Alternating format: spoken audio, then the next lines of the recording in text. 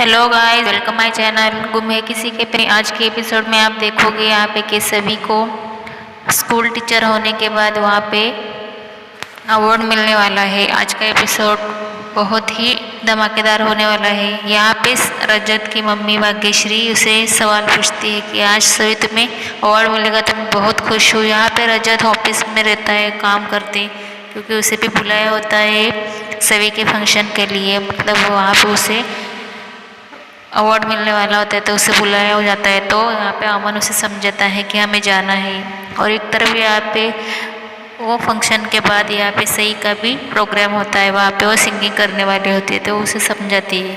और यहाँ पे नया ट्विस्ट आप देखोगे कि यहाँ पे अंश और आकांक्षा भी पहुँच जाते हैं वो फंक्शन में।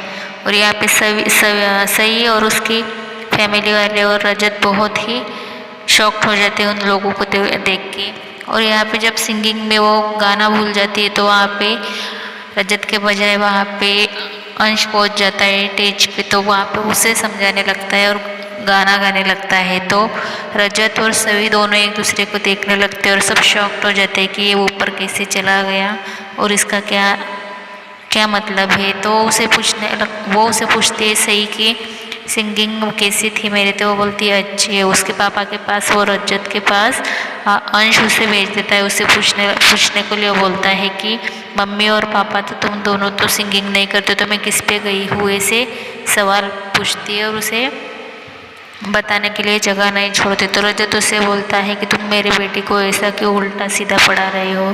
तो बोलता है अंश की अगर तुम दोनों में सिंगिंग की टैलेंट नहीं है तो ये किसकी बेटी हो सकती है, ऑफकोर्स ये मेरी ही बेटी है। ऐसे बोल के उसको बहुत गुस्सा दिलाता है। जब शो ख़त्म हो जाता है वहाँ से सभी अवार्ड ले लेती है, तब सभी निकलती है, तब रजत भी गुस्से में वहाँ से निकलने लगता है। तभी वहाँ से सही उससे बोलती है कि पापा मुझे बताओ मैं सिंगिंग कैसे की, और मेरी सिंगिंग में टैलेंट है तो आप दोनों में क्यों नहीं है, ऐसा मुझे अंश अंकल ने बोला था। तो वो सुन के उसे गुस्सा करके उसे भगा देता है, तो वो डर भी जाती है।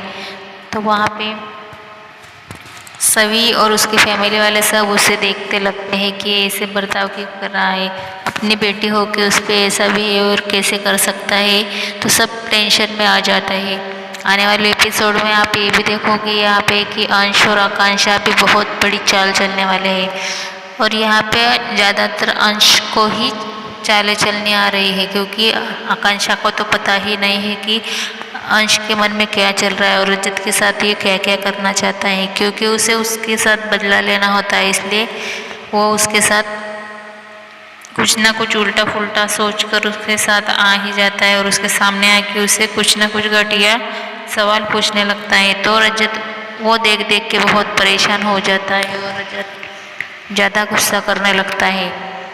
यहाँ पे सभी उसे बहुत बार समझा चुके हैं कि मेरी बेटी को अभी तुम हाथ मत लगाना, क्योंकि ये मेरी बेटी है और ये मेरी जिम्मेदारी है। फिर भी रजत दूसरी बात से बहुत परेशान होता है, क्योंकि सभी को भी पता नहीं होता कि क्या बात है कि ये गुस्सा करने लगता है। दूसरे दिन यहाँ पे घर वाले बहुत झगड़ा करते हैं, तब सही वहाँ पे पहुँचती है। सही बोलती है कि यहाँ पे आपको एक बात बताती हूँ कि यहाँ पे मैंने पिछली बार भी जन्माष्टमी पे ऐसे ही गुस्सा किया था रजत ने, तो मैंने उसे वार्निंग भी दी थी कि मेरी बेटी को आज के बाद आप ऐसे मत बोलना, फिर भी इसने वैसा ही किया आप भी। तो यहाँ पे सही गुस्सा होके अपने रूम में चली जाती है और सही को ढूंढने लगती है। तो सही उसके माँ पापा ने डांटा हुआ होता है तो वो बेड के नीचे छुप जाती है। तो सभी उसे समझाते हुए नज़र आने वाली है। सही उसे बोलती है कि पापा थोड़ा ऑफिस के काम में बिजी रहती है तो इसके लिए वो टाइम नहीं दे सकते, और वहाँ पे बहुत काम भी रहता है तो उसकी वजह से वो गुस्सा निकल जाता है। तो ऐसा नहीं उसकी कि आपकी परवाह नहीं और उससे आपसे वो प्यार नहीं करते, वो आपसे बहुत प्यार करते हैं, ऐसे सही को समझाने लगते हैं। तो सही बोलती है कि मुझे नहीं लगता, मुझे मेरे पापा पसंद नहीं है, ऐसा वो बोल देती है। तो इस बात से भाग्यश्री और सही शॉक्ड हो जाती है और दोनों को आँखों में पानी आ जाता है, क्योंकि वो समझ नहीं पा रहा है कुछ भी उसे। तो उसे लगता है कि मेरी मम्मी जैसे मुझे छोड़ के चली गई वैसे सब लोग मुझे छोड़ के चले जाएंगे, ऐसा उसके दिमाग में चलता है। तो सही सिर्फ सही है ऐसी इस घर में कि उसकी फीलिंग्स समझ रही है, बाकी सब लोग समझ नहीं पा रहे। तो वही वो उसकी फैमिली वालों को समझाना चाहती है, फिर भी भाग्यश्री उसे बोल देती है कि तू कुछ भी उल्टा पुल्टा क्यों सोच रही है, मेरा बेटे के खिलाफ क्यों जा रही है, उसकी बेटी है वो क्यों ऐसा करेगा, ऐसे उससे सवाल करने लगती है। और उसे बोलती है कि तुम्हें क्या लगता है वो तुम्हारे पास रहने दो। तो सही उसे बोलती, मैं भी आपको एक बात बता दूं, मैं भी उसकी माँ हूँ, मैं माँ के जगह लेकर ये बात बोल रही हूँ।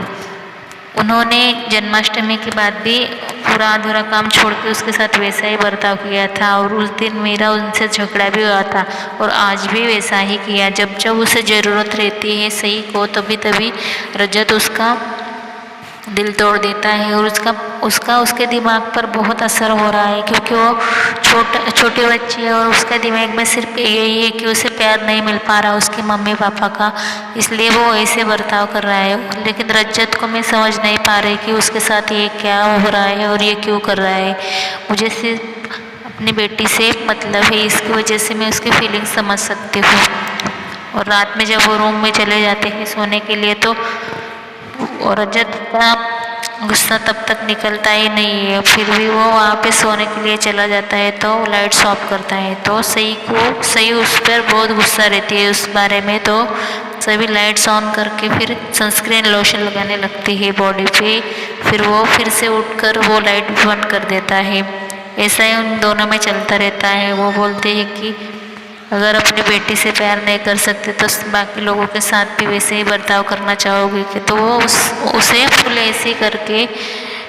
एसी लगाकर सो जाती है बेड पे, और उसे ठंड लगती है तो वो ठंड की वजह से बाथ टब में मतलब बाथरूम में चला जाता है सोने को। और दूसरे दिन जब सब नाश्ता ब्रेकफास्ट करने बैठे होते हैं फैमिली वाले, तो वो निकलता है बाथरूम से सीधा बाहर, तो उसके शर्ट पे पीछे से सही का ब्लाउज लटका है। तो घर वाले बहुत अलग सोचने लगते हैं, मतलब डिफरेंट लगने लगता है कि इन दोनों में कुछ हुआ होगा, ऐसे सब लोग रिएक्ट दिखाने लगते हैं। तो सही उठ के उसे बोलते हैं कि तुम्हारे पीछे क्या है, तो वो उसकी बात सुनता नहीं, पूरी बात उसे बोलने नहीं देता, उसे गुस्से में बोल देता है कि तुम रात में सोने नहीं देते और दिन में ऐसा रहता है।